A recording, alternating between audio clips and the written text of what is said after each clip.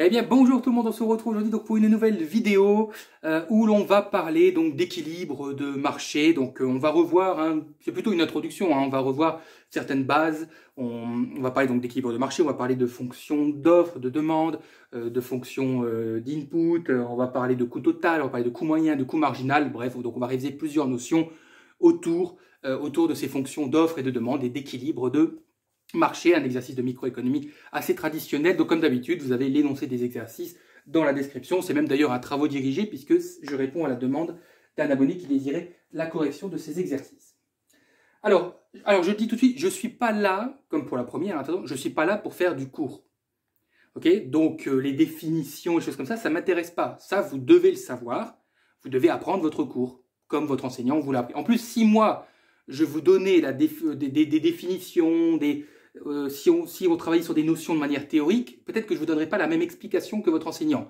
Et donc, si vous vous retrouvez avec deux explications qui ne sont pas forcément identiques, donc référez-vous toujours, quand ce sont des questions de cours, à ce que votre enseignant vous a appris. De toute façon, il a raison. C'est juste que parfois, en micro, on peut expliquer les choses de plusieurs manières. Alors, on y va. Donc, on vous donne une fonction d'offre. Donc, Q0 égale 20P moins 960 et une fonction de demande QD égale moins 10P plus 2100. Alors, les deux conditions qu'on vous donne là, pour la fonction d'offre, on vous dit si P est supérieur à 48, là, si P est inférieur à 210, ne vous inquiétez pas, hein, ne soyez pas apeurés dès le début en disant oh là, ça va avoir un impact sur l'exercice. Non, pas du tout. C'est juste que les P qu'on vous donne, la 48 et 210, ce sont les extrêmes de votre graphique. Voilà, c'est tout. En fait, si vous représentiez, regardez, donc si je mets Q en abscisse, donc et P en ordonnée, regardez, si je remplace Q par 0 pour connaître le prix maximum ici, donc si Q vaut 0, bah vous faites 960 divisé par 20, et ça fait 48. Ok? Donc en fait, on aurait quelque chose comme ça, ici 48. Donc la fonction d'offre, en fait, elle commence à 48. C'est pour ça qu'on vous dit que la fonction d'offre, pour P supérieur à 48, c'est juste qu'elle commence à 48, parce que si vous remplacez Q par 0, le prix minimum, pas maximum d'ailleurs, le prix minimal, il est de 48. Et pour la demande, c'est pareil, si vous remplacez Q par 0, eh ben, vous allez faire 2100 divisé par 10, ça fait 210. Donc le prix maximal est de 210 pour la demande. Voilà. Voilà, c'est juste, en fait, on vous donne juste les extrêmes de chaque courbe. C'est tout. Bon voilà, donc ça, déjà c'était la première chose, ne soyez pas perturbé. Je sais que moi, à l'époque, j'ai été perturbé, je disais, oh là là, il y a un piège quand on écrit des trucs comme ça, pas du tout. Alors la première question, donc on vous demande de déterminer l'équilibre. Bon, je ne lis pas forcément les questions telles qu'elles sont écrites, hein, parce que je n'ai pas le sujet forcément devant moi, mais je l'ai en tête. Ok, mais ça ne change rien de toute façon. Donc on vous demande donc de déterminer l'équilibre. L'équilibre, donc c'est l'égalité tout simplement entre l'offre et la demande. Donc on aura 20P moins 960 égale moins 10P plus 2100. On regroupe 20P plus 10P, ça fait 30P. Et 2100 plus 960, ça fait 3060. Et donc le prix d'équilibre sera égal à 102. Tout simplement. Et donc à partir de ce prix d'équilibre, on peut déduire la quantité d'équilibre. Étant donné que l'offre est égale à la demande, vous remplacez le prix dans la fonction que vous voulez. Allez, prenons la fonction de demande. Donc vous faites moins 10 fois 102 plus 2100 et il me semble, voilà, vous trouvez 1080. Voilà. Bon, c'est pas la question la plus difficile. Hein. Donc on vous demande une représentation graphique, bah, c'est ce que je venais de faire. Hein. Donc votre fonction d'offre commence à 48. Ce sont des fonctions affines. Hein. Okay, AX plus B, enfin moins B en tout cas ici. Et pareil, AX plus B ici. Donc l'offre aura, je sais pas, une allure comme ça. La demande aura une allure comme ça. Et donc là, vous avez 1080. Et là, vous avez... Je ne suis pas à l'échelle. Hein. Voilà, je vous mets de manière schématique. Il suffit de prendre 2 points et puis... enfin, vous, sur votre copie, puisque ce sont des fonctions affines, donc ce sont des droites, donc vous avez juste besoin de 2 points. Déjà, vous en avez un pour chaque fonction, puisque vous avez le maximum pour la demande, vous avez le minimum pour l'offre. Vous en prenez un deuxième, et avec votre règle, vous tracez les droites.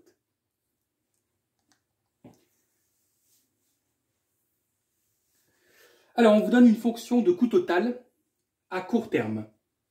C'est important, quand même, la notion de court terme.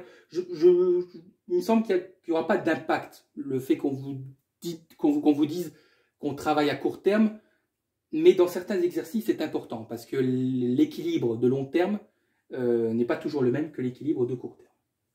Surtout en équilibre concurrentiel. Bref. Donc, je vais juste écrire donc l'équilibre, la PE-QE. Je vais l'écrire dans un coin. Donc, PE 102 et QE 1080. Voilà. Hop, on en aura besoin. Alors, donc, la fonction de coût total, c'est quoi? On vous dit, c'est donc 3Q carré. Donc, ça, on vous dit, donc, c'est une fonction de court terme pour chaque entreprise sur le marché. On vous dit en fait que toutes les entreprises sur le marché ont la même fonction de coût total. Et cette fonction de coût total, c'est celle que on vous donne et celle que je suis en train d'écrire. C'est pas une fonction de coût global, quoi. C'est pas le coût total de toutes les entreprises. Donc chaque entreprise a cette fonction de coût.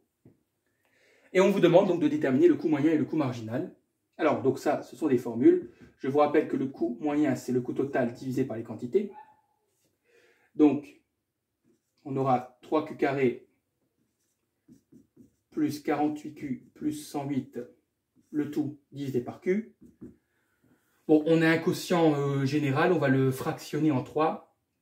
Donc, on va écrire 3Q carré sur Q, plus 48Q sur Q, plus 108 sur Q. OK? Et ça se simplifie. 3Q carré sur Q, ça fait 3Q. 48Q sur Q, ça fait 48. Et là, bien sûr, vous n'y touchez pas. Et le coût marginal, c'est la dérivée du coût total par rapport à Q. Vous pouvez aussi l'écrire CT' de Q, c'est pas gênant. Donc, vous dérivez votre fonction de coût total par rapport à Q. Donc, 3Q carré, ça fera 6Q. 48Q, ça fera 48. Et 108, c'est une constante, ça fait 0. OK? Je pense que pour le moment, il n'y a rien d'extraordinaire.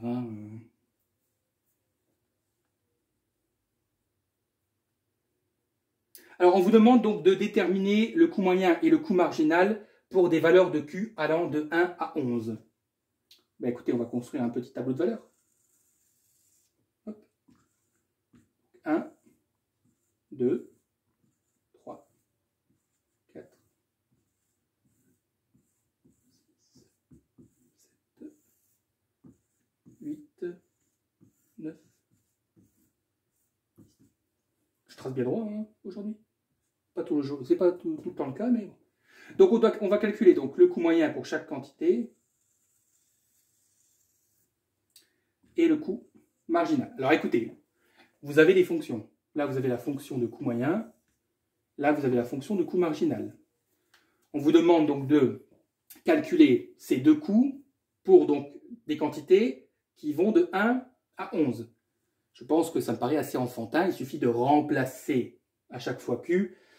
Vous utilisez vos calculatrices, même si vous avez des calculatrices collège, ce que je vous recommande, parce que ce sont les meilleures. Les calculatrices collège, elles sont formidables. Elles créent les fractions, vraiment la vraie fraction avec le numérateur qui est apparent, le dénominateur qui est apparent.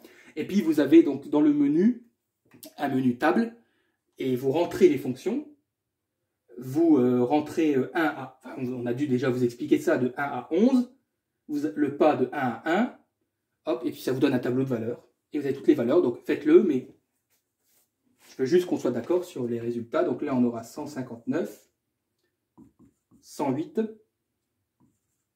93, 87, 84,4, 84, 84,43, 85,5, 87, 88,8 et 90,82.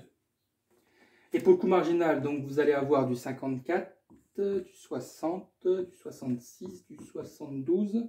Bah, forcément, ça tombe juste, puisque le problème du coût moyen, c'est que on a un quotient là, 108 divisé par Q, c'est rare que ça tombe juste. C'est pour ça qu'on a des des réels, enfin des nombres décimaux. Donc 72, 78, 84, oh tiens, le coût moyen est égal au coût marginal. Oh, je vais dire à quoi ça correspond. 90, 96, 102, 108 et 114. Bien, donc moi ce qui m'intéresse, attention, attention, hein, on ne vous pose pas la question, hein, mais je vais juste quand même vous préciser quelque chose que vous devez savoir. Pour des quantités donc de 6, le coût moyen est égal au coût marginal. Ok? Vous devez savoir que ça, on appellera ça, mais on le verra par la suite, ce qu'on appelle le seuil de rentabilité.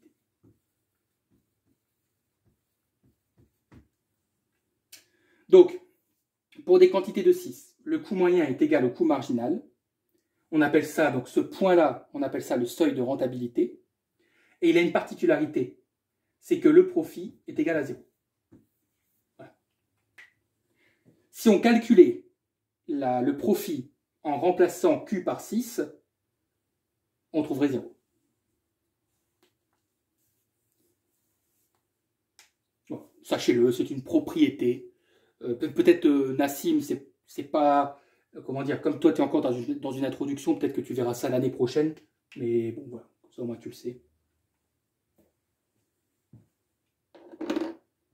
Alors on vous demande une représentation graphique, excusez-moi, il suffit, alors je vais juste vous donner les axes, mais vous comprenez ce que je veux dire, quoi. Pas besoin d'une vidéo d'explication, je pense que tout le monde sait tracer un graphique. Vous mettez, surtout le plus important, c'est que mettez les quantités en abscisse, c'est tout. Hein. Et là, vous tracez le coût moyen et le coût marginal. Donc, vous placez 1 jusqu'à 11. Vous placez vos points. Attention, ce ne sont pas des droites. Hein. Comment dire, ne rejoignez pas les points par des segments. Rejoignez les points par des courbes. Hein, okay, mais de toute façon, vous aurez quelque chose comme ça, je vous le dis tout de suite. Votre coût moyen ressemblera à ça. Et votre coût marginal, ouais, donc lui par contre c'est une droite, puisque ouais, c'est 6Q plus 48. Voilà. Et votre coût marginal ressemblera à ça. Voilà. Et là, hop, vous avez votre 84 ici. Enfin, je ne veux pas en dire trop, puisque on ne pose pas la question, mais voilà. C'est ce point-là qu'on appelle le seuil de rentabilité. C'est le moment où le coût moyen est égal au coût marginal. En gros, lorsque le coût marginal, ou inversement, coupe le coût moyen. Et d'ailleurs, il le coupe toujours lorsque le coût moyen est à son minimum. Mais bon, pour ceux qui ne sont pas encore là, vous apprendrez ça par la suite. Ça va? Non? Je pense que pour le moment, ça va. Hein, c'est pas... Pardon, voilà. Nassim, tu m'as déjà envoyé des exercices. Je trouve plus difficile que ça pour le moment.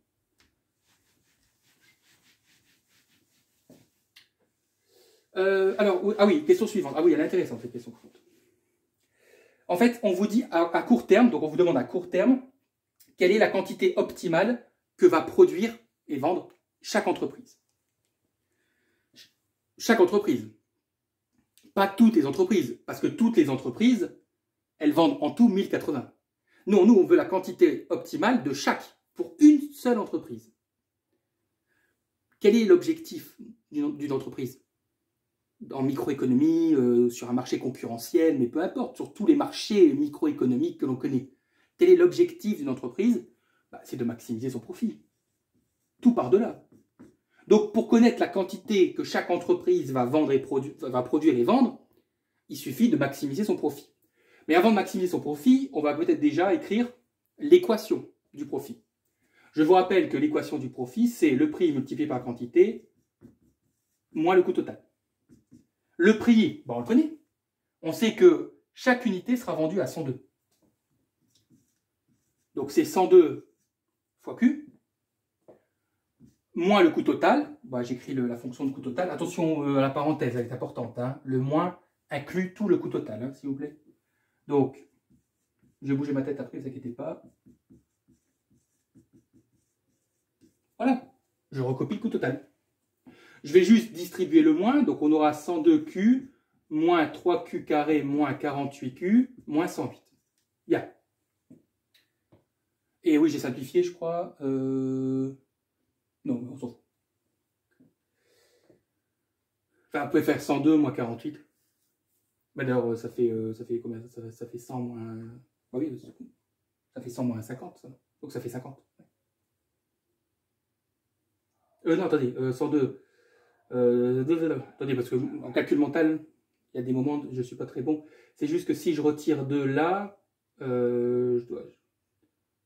si je fais 100 moins 48, on est donc à 52. Donc non, ça fait 54, pardon.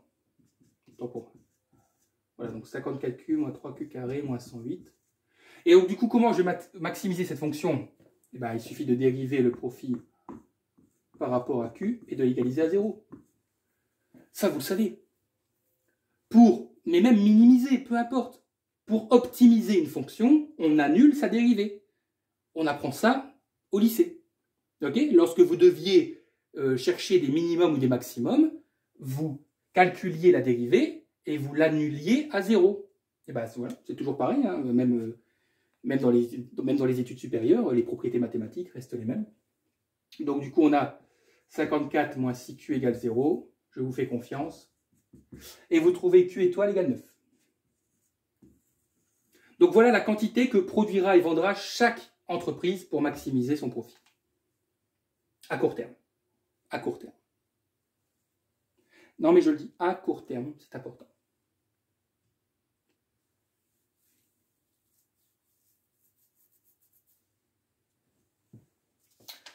Bien.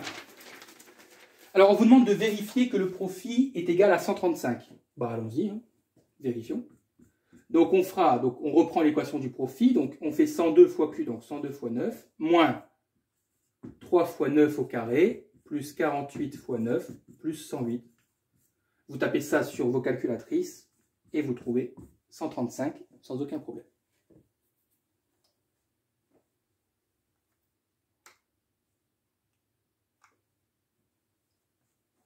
Ça va?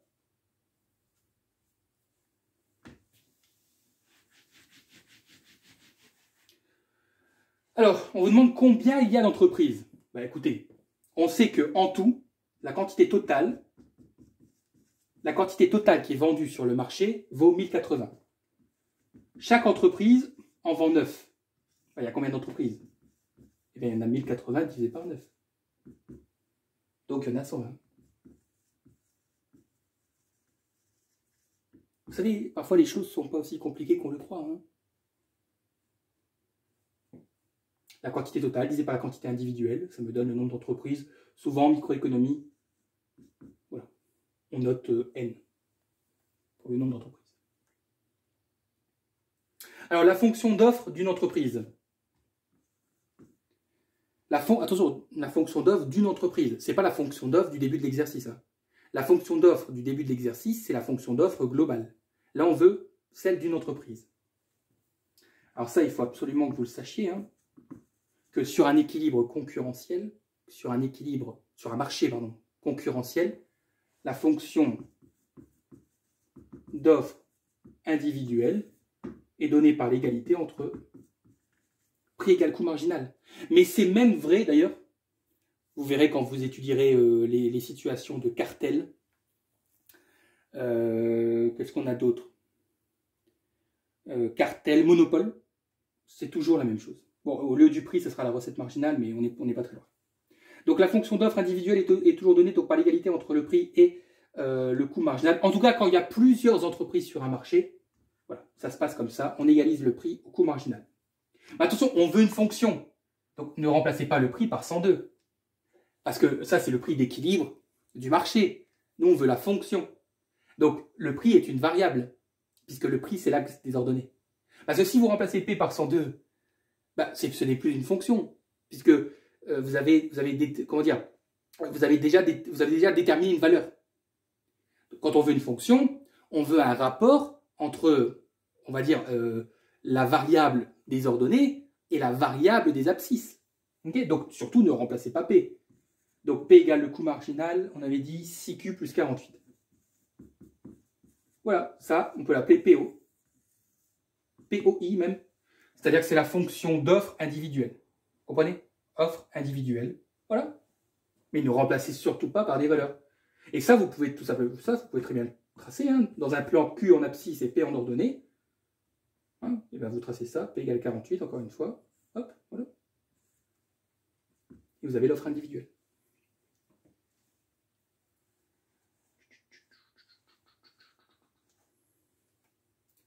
Donc à ne pas confondre avec celle-ci. Ça, c'est la fonction d'offre globale pour toutes les entreprises. En gros, c'est la fonction du marché. Mais du coup, c'est pas grave parce que dans la dernière question, on vous demande de retrouver cette fonction à partir de celle-ci.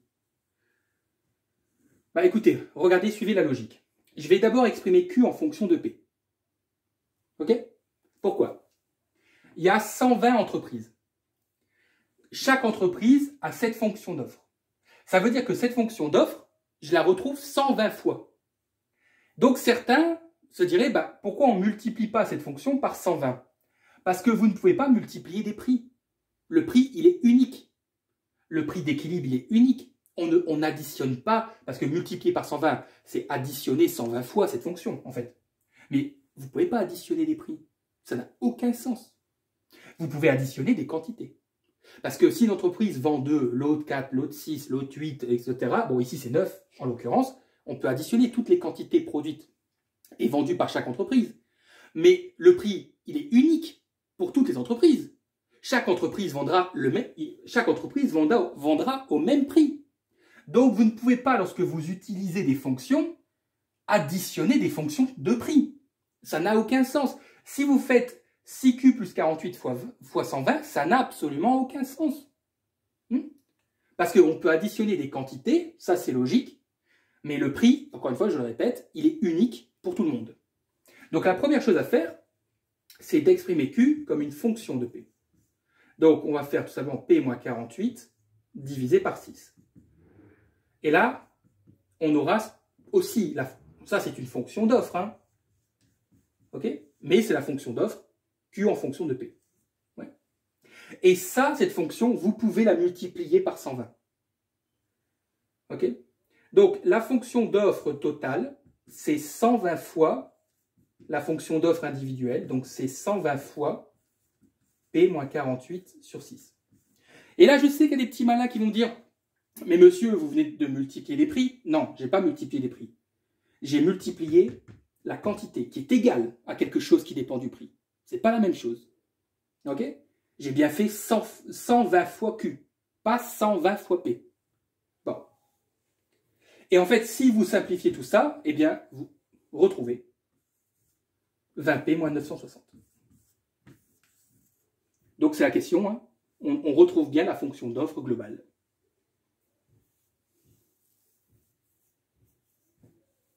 Bon, donc attention, hein, ça. Tous les petits détails que je vous donne, c'est fondamental pour vos années suivantes. Hein, je le dis.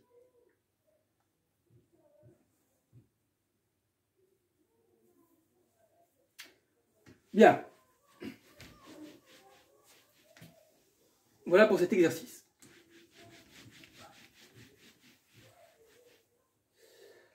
Alors, l'exercice 3. Il est sympa aussi. Alors, donc on vous donne une fonction de production. On passe un peu du coq à l'âne. Hein. Donc, 2x à demi, y. Donc, on vous dit que x représente le capital et que y représente le travail. La première chose, c'est qu'on vous demande de déterminer les élasticités.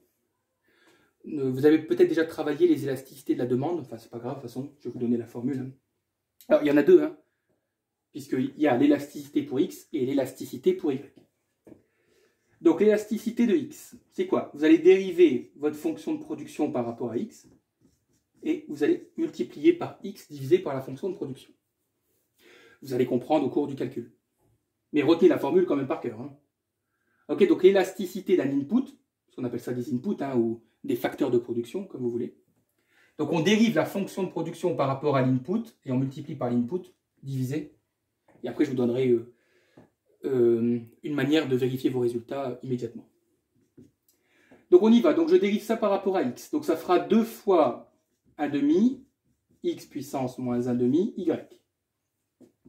Multiplié par x sur, je recopie q, hop là. Il y a des choses qui simplifient, hein, vous allez voir. Bon, déjà 2 fois 1 demi, ça fait 1. Bon, donc voilà, donc du coup il reste x moins 1 demi y, multiplié donc par x sur 2 x 1 demi y. Les y se simplifient, puisque nous n'avons que des multiplications. Hein. Okay, tout se multiplie là. Donc on peut barrer les choses qui sont identiques au numérateur et au dénominateur. Donc il reste x moins 1 demi multiplié par x sur 2x 1 demi. X moins 1 demi fois x. Je vous rappelle que x c'est puissance 1. Donc propriété des puissances, je peux additionner les puissances. Moins 1 demi plus 1, ça fait 1 demi. Donc on aura x 1 demi en haut et 2x 1 demi en bas. Pourquoi j'écris un quart? Les x 1 demi se simplifient. Attention, il ne reste pas 2. Hein. En haut, il reste 1 et en bas, il reste 2. Donc, du coup, ça fait 1 demi d'élasticité. Tiens, c'est bizarre. Hein. C'est la puissance du x dans la fonction de production. Calculons l'élasticité de y. Donc, on va dériver la fonction de production par rapport à y, multiplié par y sur la fonction de production. Donc là, y est la variable, x est la constante. Donc la constante multiplicative va rester. Et la dérivée de y, ça fait 1. Multiplié donc par y sur, je recopie, 2x 1 demi y. Alors là, tout se simplifie. Hein. Pourquoi? Y, x 1 demi, x 1 demi, 2, 2. Et attention, il ne reste pas 0, hein. Il reste 1. Ouais, je vois venir. Tiens, bizarrement, c'est la puissance dans la fonction de production. Tout ça pour vous dire que la manière de vérifier vos résultats, c'est que le résultat de vos élasticités doivent correspondre aux puissances de chaque input. L'élasticité de x, en fait, c'est la puissance dans la fonction de production. L'élasticité de y, c'est sa puissance dans la fonction de production. Vous devez retrouver les puissances. Voilà. Alors, on vous demande la nature des rendements d'échelle. Alors, c'est pas très compliqué. Vous allez tout simplement additionner les élasticités. Donc, vous allez faire l'élasticité de x plus l'élasticité de y. Donc, ça fait 1 plus 1 demi, ça fait 3 demi. Et là, vous allez regarder si c'est plus grand que 1, plus petit que 1 ou égal à 1. 3 demi, c'est plus grand que 1. Et donc, nous avons des rendements d'échelle croissants. Okay. Mais il me semble, ça, Nassim, qu'on avait déjà vu ça dans une autre vidéo. Hein. Les rendements d'échelle, on avait déjà expliqué quand c'était plus grand que 1, plus petit que 1, etc. Okay, donc vous additionnez les élasticités. Si c'est plus grand que 1, c'est croissant.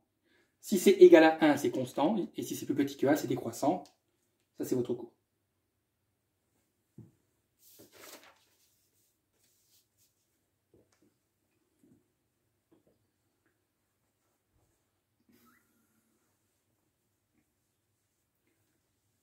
Bien.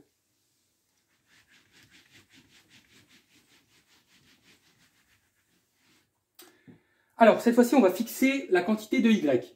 Parce que souvent, à court terme, enfin, pas forcément à court terme, mais enfin, on peut fixer la quantité de travail et vouloir étudier uniquement l'optimisation de la quantité de capital. Donc, je note juste les informations qu'on vous donne. On vous dit que Y est égal à 10. Ensuite, on vous dit que P, le prix de vente, est égal donc à 20. Que le prix du capital, il vaut 5. Et que le prix du travail, il vaut 4. Voilà. Là, j'ai toutes les informations. D'ailleurs, bon, c'est la question 2. Hop. Et donc, on vous demande de déterminer en fait la maximisation du profit, c'est-à-dire de trouver la valeur de X étoile et de Q étoile. Bah, écoutez, si on doit maximiser le profit, écrivons d'abord la fonction de profit. Nous savons que c'est P fois Q moins le coût total. Alors là, on n'a pas le coût total en fonction de Q, mais il faut que vous sachiez aussi que le coût total, c'est quoi? Bah, c'est tout simplement le prix du capital multiplié par la quantité de capital, plus le prix du travail multiplié par la quantité de travail. Ok? L'entreprise, qu'est-ce que ça lui coûte de produire? Ben, ça lui coûte la quantité de capital multipliée par le prix, ce qu'elle doit payer, plus la quantité de travail qu'elle emploie multipliée par le prix du travail. Je remplace parce que je sais que P vaut 20. Je sais que Q, c'est ça, c'est la fonction de production. Donc c'est 2x 1 demi. Mais attention, je sais que y, il vaut 10. Moins px fois x. Px, ça vaut 5, donc ça fait 5x. Moins 4y, y vaut 10. Du coup, j'aurai 20 fois 10, ça fait 200. 200 fois 2, ça fait 400. Donc j'aurai 400x puissance 1 demi. Moins 5x, moins 40. Et je dois maximiser ça. Comment on maximise en mathématiques? Eh bien, on annule la dérivée. Donc je dérive par rapport à x. Pourquoi je dérive par rapport à x? Parce qu'il n'y a, que du x. Donc j'ai pas le choix. Donc ça fait 400 fois 1 demi, ça fait 200. X puissance moins 1 demi. Moins 5 égale 0. Donc 200x moins 1 demi égale 5. X moins 1 demi égale 5 sur 200. Enfin ouais, vous résolvez. Et vous trouvez x égale 1600. Ça, c'est pas compliqué. Hein. Donc x moins 1 demi égale 5 sur 200. Je vous rappelle que x moins 1 demi, ça fait aussi 1 sur racine de x. Hein. Égale 5 sur 200. Je croise, donc ça fait... non, pas besoin. Donc 1 égale 5 sur 200 racine de x. Et donc racine de x égale 200 sur... racine de x égale 200 sur 5. Donc x, c'est le carré de 200 sur 5, et ça fait bien 1600. Ok? En fait, ça fait 40 au carré, donc ça fait 1600. Voilà la valeur de x étoile. Là, je considère que c'est acquis. Hein. X puissance moins 1 demi, c'est 1 sur x puissance 1 demi. Et x puissance 1 demi, c'est racine de x.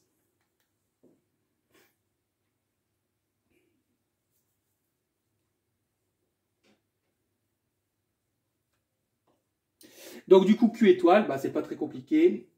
Attention, hein, Q étoile, Y vaut 10, hein, n'oubliez pas. Donc ce sera 2 fois 1600, donc 2 fois racine de 1600, fois 10, ça fait 800. Ça fait 800.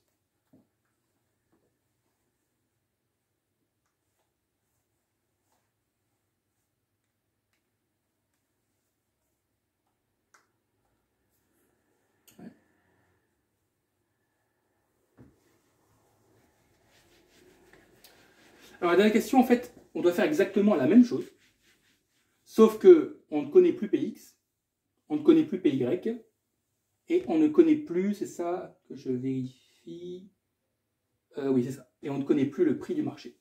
Voilà. En fait, on doit trouver, donc on vous demande de trouver la fonction de demande du capital. Bah, c'est exactement ce qu'on a fait, mais nous on avait des valeurs. Donc du coup, c'était plus une fonction. Donc pour trouver la fonction de demande du capital, on va repartir de l'équation du profit. Donc nous avons P, qu'on ne connaît pas cette fois-ci, multiplié par Q. Donc, alors on aura donc Y est toujours égal à 10. Donc on aura 2 fois 10, donc on aura 20x 1 demi. Moins Px fois X, moins Py fois 10. Donc je vais dériver ça par rapport à X, puisqu'on veut la fonction de demande de capital. Sauf que dans l'exercice, le capital, c'est X.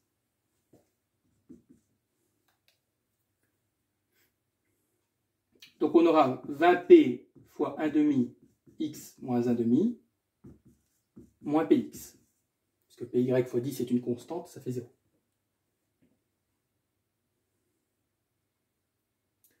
Donc 20 divisé par 2, ça fait 10. Donc on aura 10p x moins 1 demi égale px. Je vous rappelle que x moins 1 demi, donc je vais tout de suite l'écrire comme ça, c'est 1 sur racine de x. Donc 1 sur racine de x égale px sur 10p.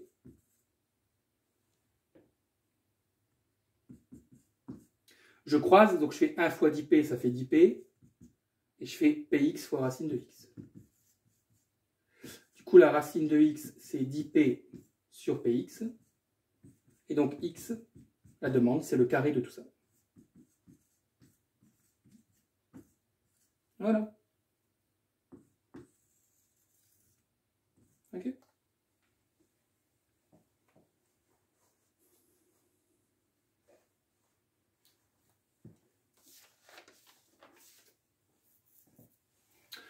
Bien, donc voilà, donc c'est tout pour aujourd'hui. Et puis donc, bah, du coup, comme d'habitude, hein, je vous souhaite à toutes et à tous un bon courage et on se dit à très bientôt.